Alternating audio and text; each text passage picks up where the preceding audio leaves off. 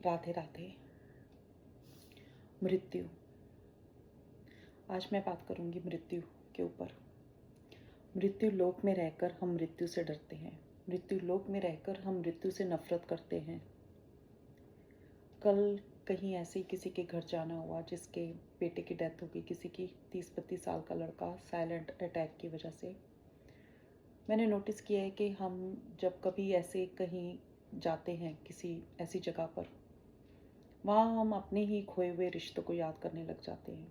मैंने भी अपने ब्रदर को खोया साइलेंट अटैक की वजह से।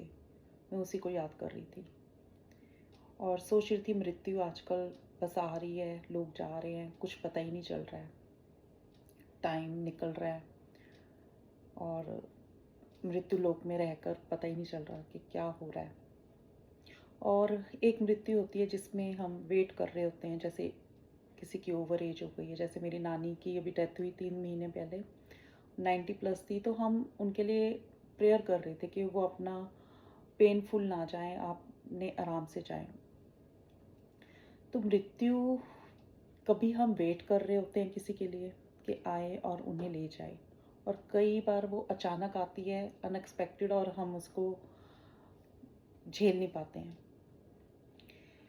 ऐसे ही मैं एक अनुज भैया का प्रसंग भी सुन रही थी जिसमें राधा शर्मा आंटी के बारे में था कि वो जल गई। वो राधा नाम जाप कर रही थी, घर की जोत से उनके दुपट्टे में आग लग गई, साड़ी में आग लग गई और वो जलती गई, लेकिन वो अपना जाप करती रहीं।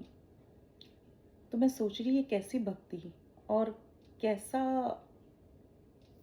पेन कि भी दर्द में भी वो राधा नाम जप कर रही हैं। ऐसे कैसे उन्होंने किया होगा। लेकिन जब भक्ति में हम होते हैं, यही तो हम मांगते हैं कि जब हमारे सामने भगवान हो तो हमें वो लेने आए। लेकिन जो हमारी कर्मास, हमारी जैसी मृत्यु लिखी है वो वैसे ही होनी है। तो उन्हें भी, मुझे जो उनका प्रसंग सुना कि अगर रब सामने है तो उन्हें महसूस ही नहीं हुआ होगा कि वो जल रही हैं। वो तो अपने मस्ती में राधा नाम का जाप कर रही हैं और उस भक्ति में, रस में डूबी हुई हैं।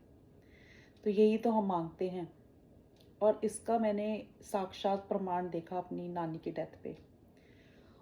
वो बिल्कुल जब उन्हें उनके गुरुजी लेने आए, राधा स्वामी थी मेरी नानी जी, और साक्षात जब उनके बाबा जी उन्हें लेने आए तो वो एनर्जी में फील कर पा रही थी।